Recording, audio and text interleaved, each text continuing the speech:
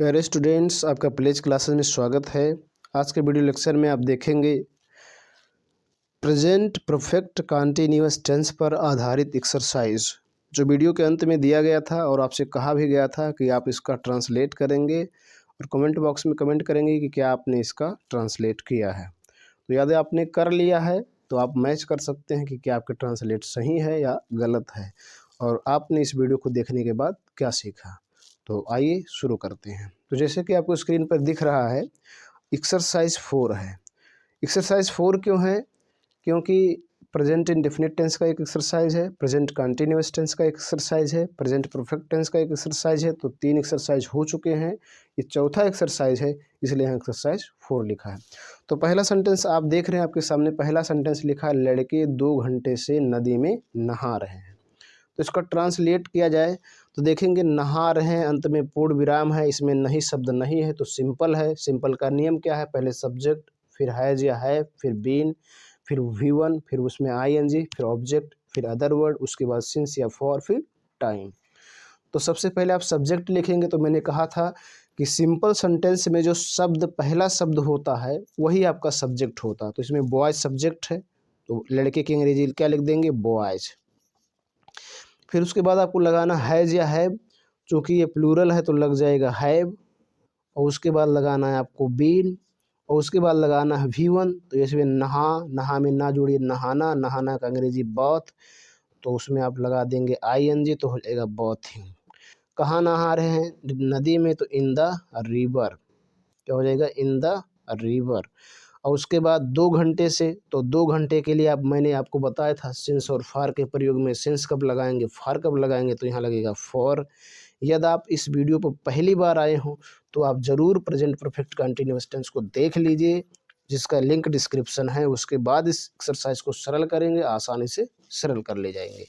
तो फॉर, और 2 की अंग्रेजी टू, और घंटे की अंग्रेजी आवर्स, उसके बाद फुल स्टॉप।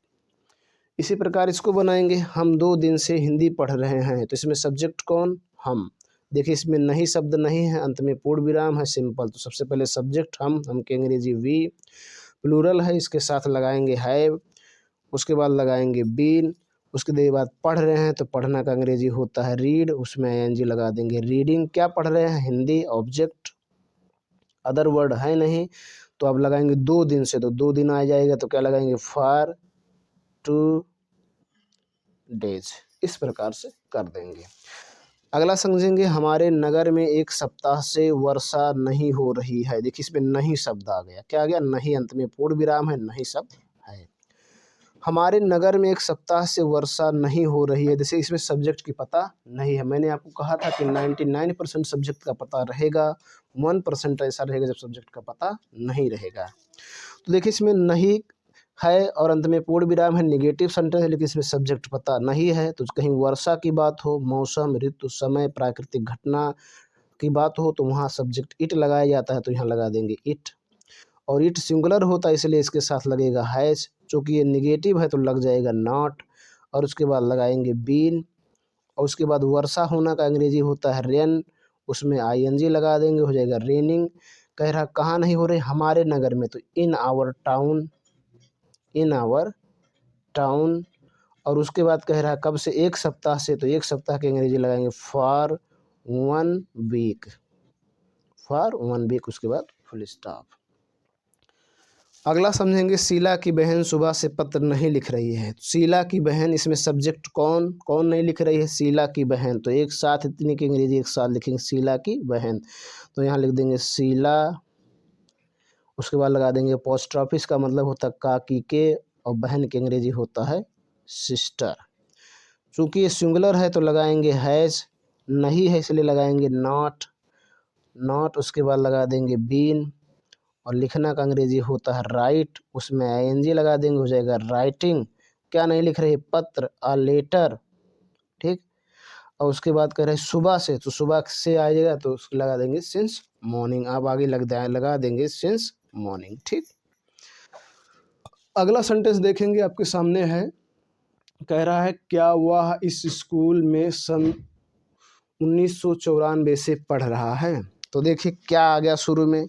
शुरू में क्या है, अंत में क्वेश्चन मार्क है तो इंट्रोगेटिव सेंटेंस होगा। और ये yes no type interrogative sentence है। और yes no type interrogative sentence की पहचान क्या है, शुरू में क्या होगा। जब शुरू में क्या होगा तो हेल्पिंग वर्ब पहले लिखेंगे, अर्थात हैज़ है पहले लिख देंगे। तो क्या के बाद वाला सब्जेक्ट होता है वह की अंग्रेजी ही के साथ लगता है हैज़, तो सबसे पहले हैज़, उसके बाद सब्जेक्ट ही, उसके बाद आपको लगाना है बीन, उसके बाद V1 पढ़ना, पढ़ना का अंग्रेजी रीड, और उसमें ING लगा देंगे, हो जाएगा रीडिंग। यहाँ स्टडिंग बेस्ट रहेगा, रीडिंग जब किताब पढ़ी जाती है तो वहाँ लगाया जाता है, ठीक। उसके बाद कह रहा है इस स्कूल में, तो लिख देंगे इन दिस स्कूल।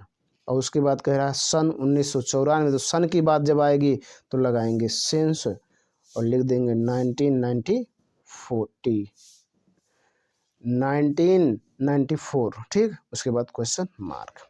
आगे समझेंगे। अगला सेंटेंस है क्या धोबी सुबह से कपड़े धो रहा। देखिए इसके भी शुरू में क्या है, अंत में क्वेश्चन मार्क। तो सबसे पहले हैज या हैव, तो धोबी, धोबी की इंग्लिश वाशरमैन, सिंगुलर है इसलिए लगाएंगे हैज द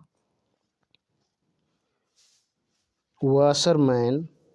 उसके बाद लगा देंगे बीन, उसके बाद धोना, धोना का अंग्रेजी होता है वॉश, ING लगाएंगे, हो जाएगा वॉशिंग द क्लोथ्स। कपड़े है ना, तो क्लोथ्स क्या धो रहा है, कपड़े। सुबह से, तो सुबह से की अंग्रेजी लगा देंगे सिंस मॉर्निंग। क्या लगा देंगे, सिंस मॉर्निंग। आगे लिख दीजिएगा सिंस मॉर्निंग। अगला सेंटेंस समझेंगे। देखिए आपके सामने है राम सुबह से क्या कर रहा है। तो देखिए इसमें क्वेश्चन मार्क है लेकिन शुरू में क्या नहीं है, क्या यहाँ पर है। तो ऐसे को कहा जाता है WS टाइप इंट्रोगेटिव सेंटेंस। तो WS टाइप इंट्रोगेटिव सेंटेंस में उनकी अंग्रेजी पहले लिखते हैं, अर्थात क्या की अंग्रेजी पहले, व्हाट। उसके बाद सब्जेक्ट देखेंगे, सब्जेक्ट राम, राम सिंगुलर ऐसे लगाएंगे हैज़, फिर सब्जेक्ट राम, फिर उसके बाद लगा देंगे बीन।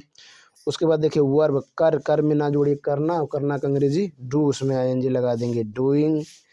और कुछ बचा नहीं तो लगा देंगे सिंस मॉर्निंग, सिंस मॉर्निंग। उसके बाद क्वेश्चन सुबह से है, तो सुबह से कहीं भी आए तो क्या लगाएंगे, सिंस मॉर्निंग।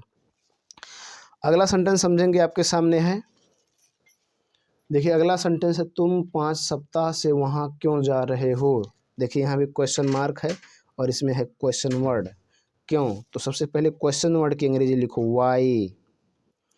उसके बाद सब्जेक्ट देखो तुम की अंग्रेजी यू के साथ लगता है हैव। उसके बाद सब्जेक्ट यू, उसके बाद बीन, उसके बाद जाना का अंग्रेजी गो, ING लगा देंगे गोइंग, वहाँ की अंग्रेजी देयर। 5 सप्ताह से तो यहाँ लगा देंगे फॉर 5 वीक्स, उसके बाद क्वेश्चन मार्क, ठीक। इसी प्रकार अगला देखो तुम्हें हिंदी पिछले सप्ताह से कौन पढ़ा। देखिए इसमें कौन शब्द आ गया, तो कौन आए तो सबसे पहले मैं बताया था क्या लगाओगे हु, और उसके बाद लगाओगे हैज। सेंटेंस देखोगे कि कितने लोगों के लिए यूज किया गया, एक के लिए तो हैज, एक से अधिक के लिए है तो हैव, ठीक है, हैज हो गया। उसके बाद लगा देंगे बीन, और उसके बाद पढ़ाना, तो पढ़ाना का अंग्रेजी होता है टीच, और उसमें ING लगा देंगे, हो जाएगा टीचिंग। क्या हो जाएगा, टीचिंग, ठीक है।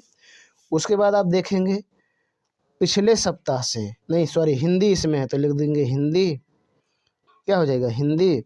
और उसके बाद पिछले सप्ताह से, तो पिछले के लिए आएंगे लगाएंगे क्या, सिंस, क्या लगाएंगे, सिंस लास्ट वीक, ठीक। उसके बाद क्वेश्चन मार्क। इस प्रकार से बनाएंगे। तो आपको पता हो गया होगा कि इस एक्सरसाइज को कैसे सरल करना है। इस एक्सरसाइज से कोई सीख, कोई जानकारी मिली हो तो वीडियो लाइक करें। चैनल पर पहली बार आए हों तो सब्सक्राइब जरूर करें, बेल आइकन प्रेस करें ताकि जो मैं वीडियो अपलोड करूं उसका नोटिफिकेशन मिलता रहे। धन्यवाद।